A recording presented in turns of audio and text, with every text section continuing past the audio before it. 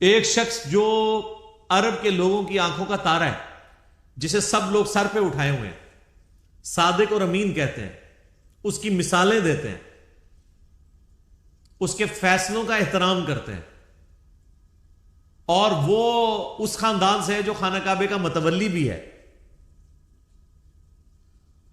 انہوں نے زیادہ سے زیادہ کیا سوچا ہوگا میرے ساتھ کیا کر لیں گے؟ زیادہ زیادہ مسجد میں آنے میں پابندی لگا دیں گے نا. شہر بدر کر دینا، قتل کے فتوے جاری کر دینا، یہ تو نبی علیہ السلام نے سوچا بھی نہیں تھا کبھی.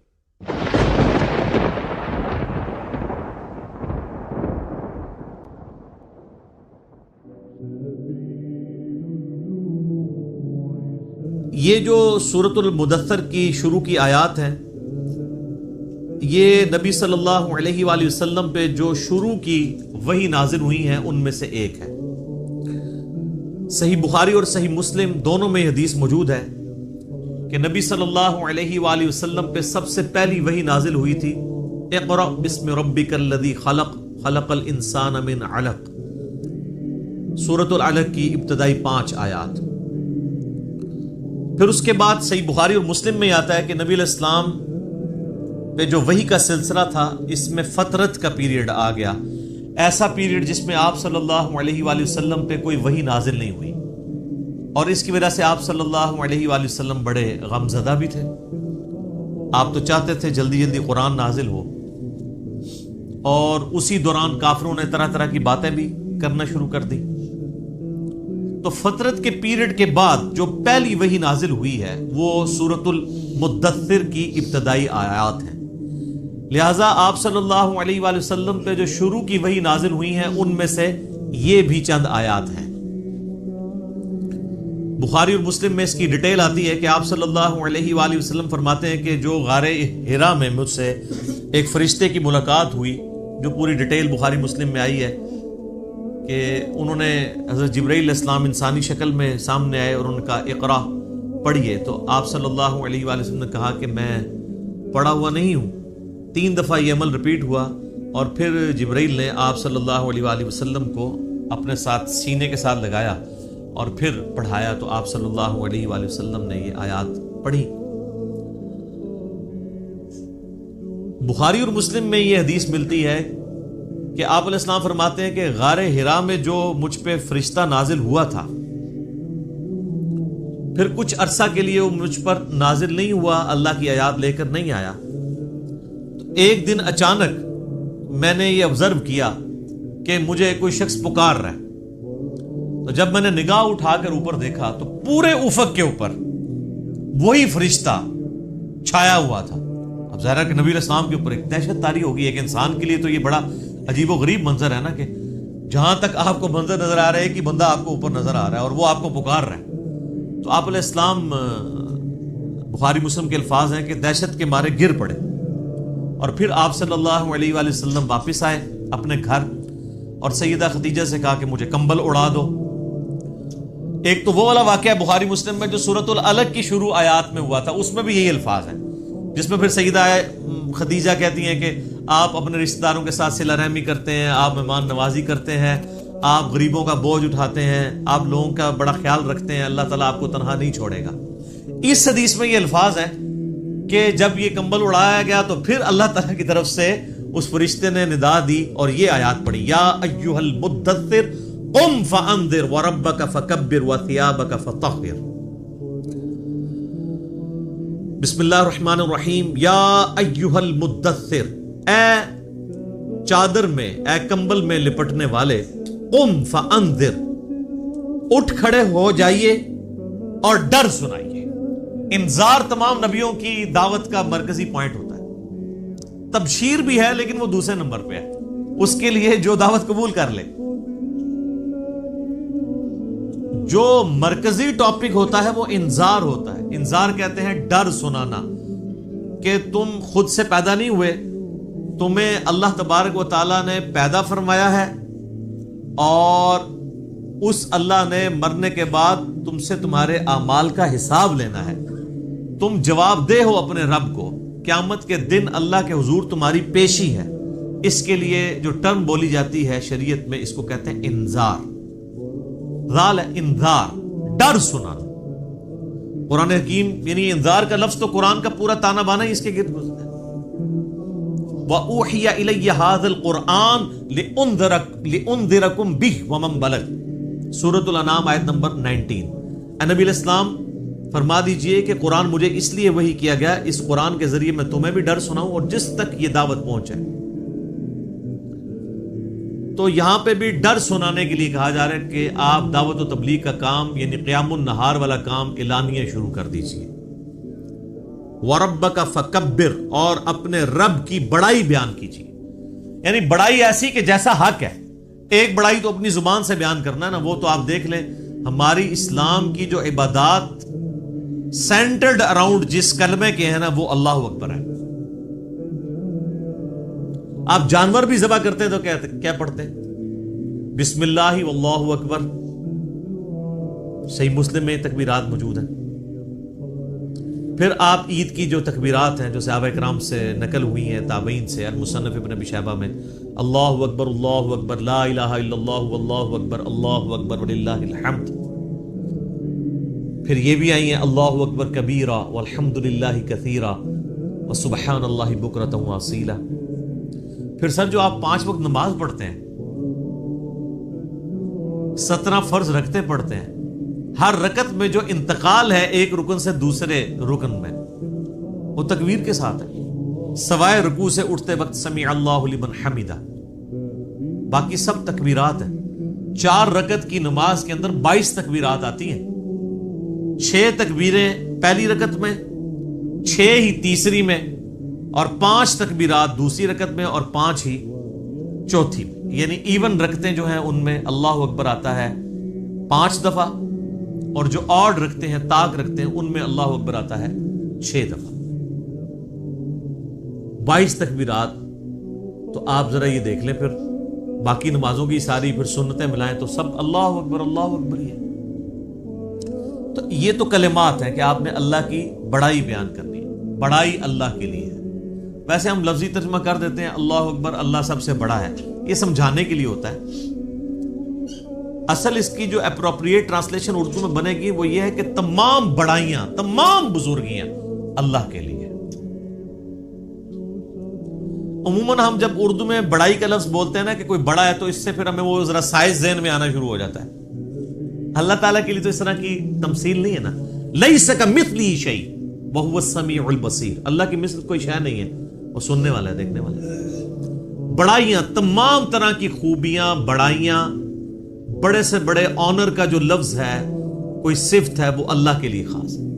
اسی کے تحت ہم یہ سمجھتے ہیں کہ اللہ تعالیٰ کو اگر کوئی شخص خدا کہہ کر یا گاڈ کہہ کر پکار لے تو یہ جائز ہے، کیونکہ کیپٹل جی سے جو گاڈ لکھا جاتا ہے انگلش میں، یہ اسی خدا کے لیے لکھا جاتا ہے جس کو سب مانتے ہیں۔ فارسی میں خدا کا لفظ اللہ کے لیے بولا جاتا ہے، لہٰذا یہ جو اہل حدیث نے ایک فتنہ کھڑا کیا ہوا ہے اسماء و صفات کا، اور وہ یہ کہتے ہیں یہ خدا کا لفظ بولنا یا گاڈ کا لفظ بولنا یا اللہ کے لیے کوئی بھگوان کا لفظ بول لے تو یہ کوئی اسماء و صفات کا مسئلہ بن جائے گا، یہ کوئی شرکیہ مسئلہ ہو جائے گا۔ تو یہ ان کے یعنی ایک ذہن کی آپ سمجھ لیں کمزوری ہے، ایسا نہیں ہے۔ قرآن عربی میں نازل ہوا ہے، قرآن سے پہلے جتنی کتابیں الہامی ہیں وہ تو دوسری زبانوں میں نازل ہوئی ہیں۔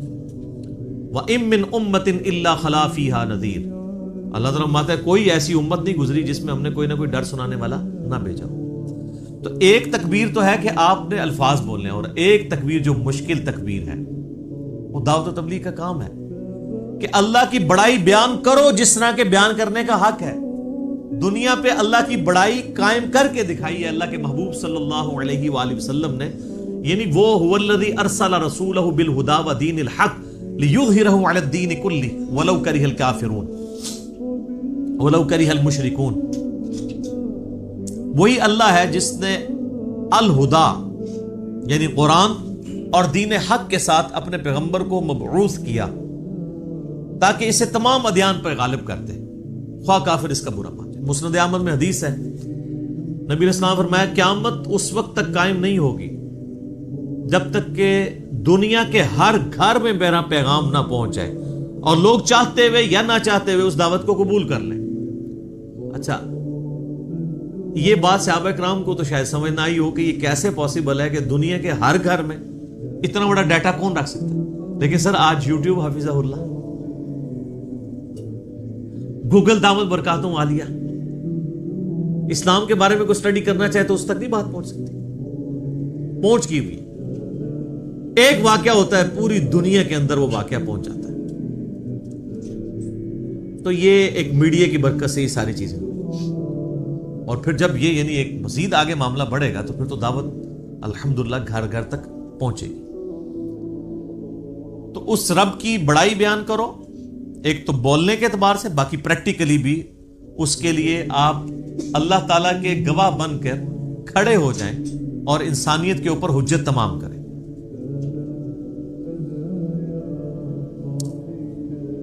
جامعہ ترمذی میں ایک حدیث موجود ہے، دلائل النبوہ امام بیہقی کی کتاب میں موجود ہے صحیح سند کے ساتھ، اور مشکات المصابیح کی 3 جلد کے اندر بھی آپ کو مل جائے گی. سیدنا جابر بن عبداللہ رضی اللہ تعالیٰ عنہ پوچھتے ہیں نبی علیہ السلام سے، اے اللہ کے محبوب صلی اللہ علیہ وآلہ وسلم، آپ پر نبوت کب واجب ہوئی؟ آپ کب نبی بنائے گئے؟ تو آپ صلی اللہ علیہ وآلہ وسلم نے فرمایا، میں اللہ کے ہاں اس وقت بھی خاتم النبیین لکھا ہوا تھا جبکہ آدم علیہ السلام ابھی روح اور جسم کے درمیان تھے. ایک روایت میں آتا ہے کہ آدم علیہ السلام ابھی مٹی اور پانی کے درمیان تھے، میں اللہ کے علم میں اس وقت بھی خاتم النبیین لکھا ہوا تھا. ظاہر ہے اللہ کے ڈیوائن نالج میں تو تھا. میں دعائے ابراہیم ہوں، میں عیسیٰ کی بشارت ہوں، میں اپنی ماں کا وہ خواب ہوں جو انہوں نے پیدائش کے وقت دیکھا جب میری پیدائش ہوئی، کہ ان کے لیے ایک ایسا نور ظاہر ہوا جس سے شام کے محلات بھی روشن ہو گئے ان پر.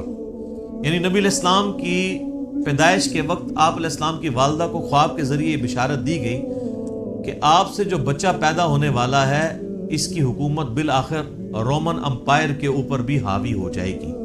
اور پھر لوگوں نے دیکھا. تو لیکن یہ جو ہم جس نبوت کے یعنی مبعوث ہونے کا ذکر کر رہے ہیں وہ نبی علیہ السلام کی مبارک زندگی کے 40ویں سال کے بعد کا معاملہ ہے. آپ علیہ السلام پیدائشی طور پر پیغمبر تھے لیکن مبعوث نہیں ہوئے تھے. اللہ کی طرف سے آپ کی بعثت نہیں ہوئی تھی. اللہ کی حفاظت میں ضرور تھے.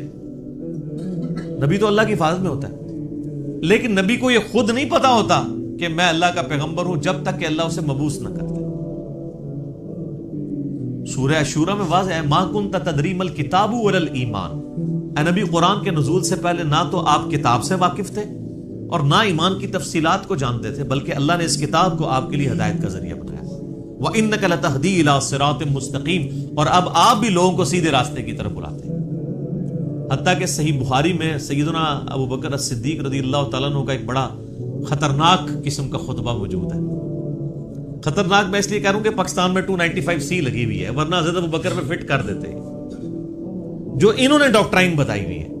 صحیح بخاری میں خطبہ موجود ہے، میرا ایک یوٹیوب پہ کلپ بھی ہے، صحیح اور بخاری اور مسلم سے قرآن کے فضائل پہ 8 احادیث. اس میں میں نے یہ حدیث بتائی تھی کہ سیدنا ابو بکر جب خلیفہ بنے رضی اللہ تعالیٰ عنہ علیہ السلام، تو انہوں نے جب پہلا خطبہ دیا تو اس میں ان کے الفاظ ہیں کہ اللہ تعالیٰ نے محمد صلی اللہ علیہ وآلہ وسلم کو اس کتاب کے ذریعے ہدایت دی. ذرا الفاظ سننے، محمد کو اللہ نے اس کتاب کے ذریعے ہدایت دی اور اب تم نے یہ کتاب کا پیغام ان کی امت تک آگے پہنچانا ہے. شکر ہے ادھر کوئی کھڑا نہیں ہو گیا کہ یار امیر المومنین یہ آپ کیا کہہ رہے ہیں، نبی علیہ السلام پہلے گمراہ تھے. نعوذ باللہ، گمراہ نہیں تھے، لیکن آپ کی ہدایت ڈیٹم لیول کی تھی، بنیادی تفصیلات نہیں تھی اس میں. قرآن میں وَوَجَدَكَ ضَالًّا فَهَدَىٰ، اے نبی آپ کو ہم نے اپنی محبت میں حق کی تلاش میں خود رفتہ پایا تو منزل مقصود تک پہنچاتی ہے. یہ گمراہی والا ترجمہ تو غلط کیا ہے، اس کے اوپر جو بریلوی گرفت کرتے ہیں نا اہل حدیث اور دیوبند کی، وہ ٹھیک کرتے ہیں. ضال کا مطلب نبی علیہ السلام کے لیے گمراہی نہیں ہوگا. ضال کا ایک مطلب کسی کی محبت میں ڈوبنا بھی ہوتا ہے، جیسا کہ یوسف علیہ السلام کے بھائیوں نے اپنے والد کے بارے میں کیا کہا تھا؟ ان ابانا لفی ضلال مبین، ہمارے ابا جان تو اس بیٹے کی محبت میں ڈوب چکے ہیں. وہ یہ تو نہیں کہہ رہے تھے ہمارا ابا گمراہ ہو گیا ہے، وہ یہ کہہ رہے تھے کہ یہ اس ایک بیٹے کی محبت میں ڈوبا ہوا ہے، ہمیں بھی ذرا توجہ دے. تو یہ ووجدہ کا ضالن فہدا، اس کا ترجمہ جو ہے وہ احمد بریلوی صاحب نے ٹھیک کیا ہے کہ تمہیں اپنی محبت میں خود رفتہ پایا تو منزل مقصود تک پہنچا دیا. تو قرآن کے ذریعے اللہ تعالیٰ نے آپ علیہ السلام کی ہدایت کو کامل کیا. تو نبی پیدائشی طور پہ نبی ہوتا ہے لیکن اسے پتہ نہیں ہوتا جب تک مبعوث نہ ہو جائے. ورنہ تو بخاری مسلم میں جو حدیث آتی ہے کہ نبی علیہ السلام کو جب پہلی دفعہ فرشتہ نظر آیا ہے تو آپ کی حالت جو ہوئی ہے، مطلب آپ تو خوش ہو جاتے ہیں کہ میں 40 سال سے انتظار کر رہا تھا، شکر ہے تو آ گیا. الٹا آپ علیہ السلام پریشان ہو گئے. حتیٰ کہ بخاری مسلم کے الفاظ ہیں سیدہ خدیجہ سلام اللہ علیہا ان کو اپنے کزن ورقہ ابن نوفل کے پاس لے گئی. انہوں نے جب نبی علیہ السلام کی کنڈیشن سنی، وہ نابینا ہو چکے تھے، انہوں نے کہا یہ تو وہی لگتی ہے، وہی والی وہی جو موسیٰ علیہ السلام پہ نازل ہوئی تھی. تو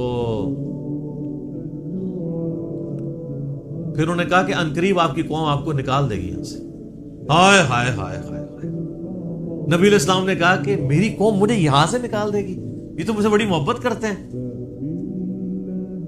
انہوں نے کہا کہ یہ دعوت ہی ایسی ہے، آپ سے پہلے جس جس پیغمبر نے اپنی قوم میں یہ دعوت بلند کی ہے نا، اسے اس کی قوم نے نکال ہی دی ہے. کاش میں اس وقت تک زندہ رہا تو میں آپ علیہ السلام کی مدد کروں گا، ورنہ وہ پہلے ہی فوت ہو گئے. ویسے تو ان کو وہ اسی لیے ان کو ہم صحابی کے طور پہ نہیں گنتے ہیں، کیونکہ نبی علیہ السلام اس وقت تک صرف نبی بن کے مبعوث ہوئے تھے، رسول نہیں بنے تھے. اس وقت سورۃ العلق کی آیات نازل ہوئی تھی. رسول تب بنے جب یہ آیات نازل ہوئی ہیں کہ اب آپ کھڑے ہوں اور لوگوں کو دعوت و تبلیغ کا کام کریں. پہلے صرف یہ تھا کہ آپ کے اوپر وہ حقیقتیں آشکار ہوئی تھی، اور 40ویں سال یہ معاملات شروع ہو گئے تھے. صحیح مسلم میں حدیث ہے کہ نبی علیہ السلام نے فرمایا کہ میں اس پتھر کو بھی پہچانتا ہوں جو بعثت سے پہلے مجھے سلام کیا کرتا تھا. تو آپ کو اشارے ملنے شروع ہو گئے تھے کہ آپ کے ساتھ کوئی ایکسٹرا آرڈنری معاملہ ہونے والا ہے. ورنہ آپ دیکھیں نا، آپ گزر رہے ہو اور پتھر آپ کو سلام کر رہا ہو تو بندے کو ایک بار انہی چیزوں کا آئیڈیا ہونا شروع ہو جاتا ہے کہ کوئی میرے ساتھ ایکسٹرا آرڈنری. اور پھر آپ دیکھ لیں کہ آپ علیہ السلام پہ جب یہ سارے معاملات ہوئے نا تو اللہ نے آپ کا دل کیسا مضبوط کیا ہے کہ ایک لمحے کے لیے بھی آپ کو یہ خیال نہیں آیا کہ میں کسی غلط راستے پہ چل رہا ہوں. ایکسپیرینس واقعی پہلا تھا، اس کی وجہ سے آپ پریشان ضرور ہوئے لیکن آپ کا کانفیڈنس کبھی لوز نہیں ہوا کہ یہ کیا ہو رہا ہے. ایسا نہیں کبھی ہوا. وہ اللہ نے دل مضبوط کیا. اور یہ پیغمبر کے ساتھ غیبی تائید ہوتی ہے اللہ کی. بعض اوقات پیغمبر جو ہیں وہ بچپنے میں ہی بولنا شروع کر دیتے ہیں. سورہ مریم میں آتا ہے، سورہ آل عمران کے اندر آتا ہے کہ حضرت عیسیٰ علیہ السلام جو ہیں وہ ماں کی گود میں بھی کلام کر رہے ہیں. اللہ تعالیٰ چاہے تو، اور وہ کیا کہہ رہے ہیں کہ مجھے اللہ نے پیغمبر بنایا ہے، مجھے کتاب دی ہے اور مجھے مبارک بنایا ہے، اور میں اپنے ماں باپ، میں اپنی ماں کے ساتھ اس نے سلوک کرنے والا مجھے بنایا ہے. سلام ہو اس دن پر جس دن میں پیدا ہوا، جس دن میں مروں گا اور جس دن میں اٹھایا جاؤں گا. یہ ساری گفتگو کر رہے ہیں ماں کی گود میں. ان کو اللہ نے اسی وقت مبعوث کر دیا. اکثر انبیاء کو اللہ تعالیٰ نے 40 سال کی عمر میں مبعوث کیا، کیونکہ 40 سال کی عمر جو ہے نا یہ میچورٹی کی عمر ہے. حضرت موسیٰ علیہ السلام کو بھی 40 سال کی عمر میں مبعوث کیا. اس کے بعد انسان یعنی دنیا کے سارے حقائق دیکھ چکا ہوتا ہے، اتنے ایکسپیرینس اس کو آ چکے ہوتے ہیں کہ وہ اب ایک بڑے لیول کی دعوت کو لانچ کر سکتے ہیں.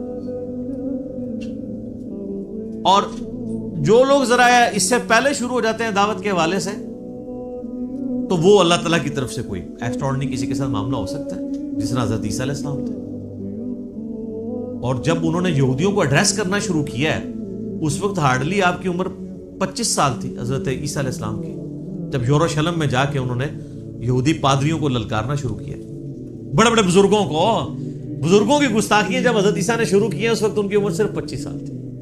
وہ تو ہی کہتے تھے نا گستاخی ہو رہی ہے ہمارے ساتھ، تو گستاخی سمجھتے تھے کیونکہ حضرت عیسیٰ علیہ السلام ان کو کرٹیسائز کرتے تھے. میٹھی میٹھی باتیں نہیں کرتے تھے. میٹھی میٹھی باتیں کرتے تو وہ ہاتھ ڈالتے. وہ کہتے تھے تم یہ کہتے ہو اور کتاب میں یہ لکھا ہوا ہے, تم خود یہ کرتے ہو. تو انہوں نے کہا پکڑ لو اس کو. قتل کے درپے ہو گئے. وہ تو اللہ تعالیٰ نے ان کو زندہ اٹھا لیا, ورنہ وہ تو قتل کر ہی دیتے حضرت عیسیٰ علیہ السلام کو. تو اس میں میں ایک بڑا تلخ جملہ بولتا ہوں کہ حضرت عیسیٰ علیہ السلام جو یہودیوں نسل تھے, یہودیوں نے اپنے علماء کے زیر اثر ان کے قتل کے اوپر آمادگی ظاہر کر دی. یہ علماء کا فتنہ اتنا بڑا فتنہ ہے کہ یہ فتنہ وقت کے پیغمبر کے خلاف بھی کھڑا ہو جائے تو اس کو بھی دنیاوی طور پہ فیل کر دیتا ہے. دنیاوی طور پہ تو فیلئر ہی ہے نا. 12 بندے صرف ایمان لے کے آئے, اپنی بھی جان اللہ نے بچائی. دنیا میں تو یہ دیکھا جاتا نا اس کے کروڑوں فالوور ہوں, تبھی تو بتا رہے ہوتے ہیں نا جی جناب اتنا بڑا اجتماع ہوا ہے, اتنے جلسے میں لوگ آئے. وہ کیوں بتا رہے ہوتے ہیں؟ کامیابی کے لیے. حضرت عیسیٰ علیہ السلام کے جلسے میں کتنے لوگ ہوتے تھے؟ 12, وہ بھی 2 بھی گلیلیا جھیل کے کنارے جا کے. وہ باقی تو بات ہی نہیں سنتے تھے. انہوں نے دھوبیوں کو بات سمجھ آ گئی. وہ جناب اللہ کی مرضی ہے کسی کو بات سمجھ آ جائے. ابو جہل کو سمجھ نہیں آئی ہے, بلال حبشی کو سمجھ آ گئی ہے, عمار ابن یاسر کو سمجھ آ گئی ہے, یاسر اور سمیہ کو سمجھ آ گئی ہے, رضی اللہ عنہم اجمعین وعلیہم السلام اجمعین. والذین جاہدوا فینا لنہدینہم سبلنا, جو لوگ کوشش کریں گے انہی کو بات سمجھ. تو نبی علیہ السلام کا باقاعدہ حکم ہوا ہے کہ آپ نے اپنے رب کی بڑائی کے لیے کھڑے ہو جانا ہے. وَثِيَابَكَ فَطَهِّرْ, اور اپنے کپڑوں کو پاک رکھنا ہے. یعنی پیغمبر مبعوث ہوا ہے اور اسے کپڑوں کی پاکیزگی کا حکم دیا جا رہا ہے. اور صوفیاء کے ہاں جس نے سب سے زیادہ گندے کپڑے پہنے وہ اتنا بڑا بزرگ ہوتا ہے. Point to be noted. ہاں آپ تصوف کی کتابیں پڑھ کے دیکھیں سر, یہ تذکرۃ الاولیاء جو ایک سمجھ لیں مدر بک ہے تصوف کی, شیخ فرید الدین عطار المتوفا 632 ہجری, جس کے حوالے فضائل اعمال, فضائل صدقات, فضائل سنت, یہ سارے بزرگ بابوں کی کتابوں میں ملیں گے, جن سے اب طارق جمیل صاحب نے بھی اعلان برات کر دی ہے اللہ کے فضل سے. وہ سارے واقعات ادھر سے ہی چھاپے مارے ہوئے. اس میں آپ کو کئی بزرگوں کا ملے گا کہ ان کو جوئیں پڑی ہوئی ہوتی تھی, اگر کوئی جو نیچے گرتی تھی وہ اٹھا کے پھر رکھ لیتے تھے اوپر, کہتے تھے میرے اللہ کی مہمان ہے. لوگ کہتے ہیں سبحان اللہ. اور بخاری مسلم میں موجود ہے ایک صحابی کے سر میں جوئیں پڑ گئی اور نبی علیہ السلام کے ساتھ انہوں نے احرام یعنی باندھا ہوا تھا. تو انہوں نے کہا یا رسول اللہ مجھے یہ تو جوئیں پڑ گئی ہیں, جوئیں تنگ کر رہی ہیں, تو مجھے اجازت دیں میں بال منڈوا دوں. اب آپ جب تک احرام کی ساری پابندیوں سے آزاد نہیں ہوتے ہیں اس وقت تک تو بال نہیں منڈوا سکتے. پھر نبی علیہ السلام نے ان کو بال منڈوانے کی اجازت دے دی اور اس کے اگینسٹ پھر انہوں نے جو ہے نا وہ ایک دم بھی دیا. تو بعد کے بزرگ جو ہیں وہ جوئیں اٹھا کے اوپر رکھتے ہیں, گندے مندے رہتے ہیں. اور بلکہ سب سے بڑا بزرگ وہ ہوتا ہے جو گندا بھی نہ رہے, کپڑے ہی سارے اتار دے, اس کو سب سے بڑا بزرگ مانا جاتا ہے. وہ کہتے ہیں مجذوب ہے یہ, یعنی اللہ تعالیٰ کی محبت میں غرق ہو چکا ہے. یعنی اس کا مطلب ہے کہ اللہ کی محبت میں غرق ہونے کا مطلب یہ ہے کہ بندے کے کپڑے پہلے چلے جاتے ہیں. تو اللہ تعالیٰ کی معرفت سب سے زیادہ مخلوقات میں سے کن کو ہوتی ہے؟ انبیاء کو. تو کہیں ملتا ہے کہ انبیاء کرام علیہ السلام پہ جب اللہ کی محبت کا غلبہ ہوتا تھا تو وہ کپڑے اتار دیتے تھے؟ کہیں ملتا ہے ایسی بات؟ تو یہ پھر اس لیے ہم کہتے ہیں کہ انبیاء کا جو دین ہے وہ اور ہے, بابوں کا دین اور ہے, اور کتابوں کا دین اور ہے. یہ بابوں کا دین ہے اور کتابوں کا دین وہ ہے جو صحیح سند کے ساتھ صحابہ اکرام اہل بیت کے ذریعے اور بعد میں محدثین کے ذریعے دین ہم تک پہنچے. نبی علیہ السلام کو شروع کی وحی میں کہا جا رہا ہے کہ آپ نے اپنے کپڑوں کو پاک صاف رکھنا ہے, روحانی طور پہ بھی پاک رکھنا ہے. یعنی ایک اللہ تعالیٰ نے جیسا کہ سورۃ الاعراف میں آتا ہے کہ تقویٰ کا لباس سب سے بہتر لباس ہے. تو وہ یعنی آنکھوں کی پاکیزگی, ہاتھوں کی پاکیزگی, ایک تو فزیکل نجاست سے بھی اور روحانی طور پہ بھی, حرام کی طرف نگاہ نہ اٹھے, ہاتھ حرام کی طرف نہ بڑھے. تو فزیکل نجاست بھی ختم کرنی ہے اور انٹلیکچوئل نجاست بھی ختم کرنی ہے. اور کیا کرنا ہے؟ وَالرُّجْزَ فَاهْجُرْ, اور بتوں سے بھی آپ نے دور رہنا. آپ علیہ السلام پیدائشی طور پہ ہی بتوں سے ہمیشہ دور رہے. اب اسٹرکٹلی آ رہا ہے کہ اس چیز کو آپ نے اب پریکٹس کرنا ہے. وَلَا تَمْنُن تَسْتَكْثِرْ، اور کسی پر احسان نہ کیجئے زیادہ لینے کی نیت سے. یعنی کسی کے ساتھ اگر آپ نیکی کر رہے ہیں تو دماغ میں یہ نہ رکھیں کہ میں اس کے ساتھ نیکی کر رہا ہوں تو یہ بدلے میں میرے ساتھ کرے گا. بے لوث ہو کے کریں، ایثار کے جذبے کے تحت. وَلِرَبِّكَ فَاصْبِرْ، ہائے ہائے یہ ہے بات. اپنے رب کے لیے صبر پھر اختیار کیجیے. یعنی آپ کو بتایا جا رہا ہے کہ آپ یہ معاملہ کوئی اتنا آسان نہیں ہونے والا. آپ ذرا دیکھیں جب یہ آیات نازل ہو رہی ہیں اس وقت تو آپ علیہ السلام کے تو دماغ میں بھی نہیں یہ بات کہ میرے ساتھ آگے ہونا کیا ہے. ایک شخص جو عرب کے لوگوں کی آنکھوں کا تارا ہے، جسے سب لوگ سر پہ اٹھائے ہوئے ہیں، صادق اور امین کہتے ہیں، اس کی مثالیں دیتے ہیں، اس کے فیصلوں کا احترام کرتے ہیں، اور وہ اس خاندان سے ہے جو خانہ کعبے کا متولی بھی ہے. انہوں نے زیادہ سے زیادہ کیا سوچا ہوگا میرے ساتھ کیا کر لیں گے؟ زیادہ سے زیادہ مسجد میں آنے میں پابندی لگا دیں گے نا، شہر بدر کر دینا، قتل کے فتوے جاری کر دینا. یہ تو نبی علیہ السلام نے سوچا بھی نہیں تھا کبھی. اب یہ جب یہ آیات نازل ہو رہی ہے کہ آپ نے صبر کا دامن نہیں چھوڑنا. اللہ کو پتا ہے نا میں نے کرنا کیا ہے اپنے نبی کے ساتھ. ظاہر ہے وہ تو اللہ تعالیٰ فرماتا ہے کہ ہم نے قرآن پاک میں مضمون کئی جگہ ہے کہ ہم نے تمام نبیوں کے مخالفین جن و انس میں سے اٹھائے ہیں. اللہ تعالیٰ کہتے ہیں ہم نے اٹھائے ہیں. مراد یہ کہ جب اٹھتے ہیں تو ہم انہیں اٹھنا دیتے ہیں تاکہ یہ کشاکش ہوگی تو پھر حق اور باطل کی کشاکش کے بعد پھر سچائی کی چاشنی فیل ہوتی ہے نا. اگر پیاس ہی نہ ہو تو ٹھنڈے پانی کی قدر کیا آئے گی؟ تو اللہ تبارک و تعالیٰ نے اپنے نبی کو بھی ان آزمائشوں سے گزارا ہے. انڈیویجول آپ علیہ السلام پہ بھی بہت آزمائشیں آئی اور اجتماعی طور پہ صحابہ اور اہل بیت پہ بھی آئی ہیں. لیکن جب یہ آیات نازل ہو رہی ہیں تو اب آپ یہ سمجھ لیں کہ یہ ابھی آپ علیہ السلام کے یعنی جو بخاری مسلم میں آتا ہے کہ آپ کے پیٹھ کے اوپر اوجڑی رکھی گئی اور آپ اٹھ نہیں سکے، یہ واقعہ نہیں ہوا. آپ کے گلے کے اندر صحیح بخاری مسلم میں آتا ہے کہ وہ ڈالا گیا کپڑا اور اتنی زور سے دبایا گیا کہ قریب تھا کہ آنکھیں ابل آتی. یہ واقعہ نہیں ہوا. طائف کا واقعہ نہیں ہوا کہ جس میں پتھر اتنے مارے گئے کہ مبارک خون سے جوتیاں بھی بھر گئیں. یہ واقعہ نہیں ہوا. پھر قتل کے فتوے کے رات کے وقت سیدنا ابوبکر کو ساتھ لے کے اور مولا علی کو اپنے بستر پہ لٹا کے آپ علیہ السلام ہجرت کے لیے نکل گئے. یہ واقعہ بھی نہیں ابھی ہوا. اور سر پر مدینے میں تو لائف ہی پوری ڈائنامک. جاتے ہی یہودی متھے مارے لگ گئے، جا کے منافقین اوپر سے کلمہ پڑھ لیا، پیچھے سے وہ یعنی جڑیں کاٹتے رہے. پھر غزوہ بدر میں جو کچھ ہوا، احد میں تو نبی علیہ السلام کے دانت بھی شہید ہو گئے اور آپ کی شہادت کی خبر مشہور ہو گئی. اس قدر آپ کا خون بہہ گیا. خندق کے وہ موقع کے اوپر آپ علیہ السلام کو سخت سردیوں کی راتوں میں کس طریقے سے ایون صحابہ کہتے ہیں ٹوائلٹ جانا ہمارے لیے مشکل ہو جاتا تھا، سامنے سے تیر آ کے لگ جاتا تھا. اس کے بعد پھر صلح حدیبیہ والی جو مشقت کاٹنی پڑی، اتنا پیدل سفر کر کے پھر ایک پیس ٹریٹی کر کے واپس جانا پڑ گیا، عمرہ بھی نہیں کیا. پھر غزوہ خیبر والی جو ایک معاملہ آیا وہ کئی ہفتوں تک. اس کے بعد پھر فتح مکہ کے لیے 10,000 کے صحابہ کو کے لشکر کو لے کے نکلے رمضان کے مہینے کے اندر. ہم لوگ ادھر ایسی میں بیٹھے ہوئے.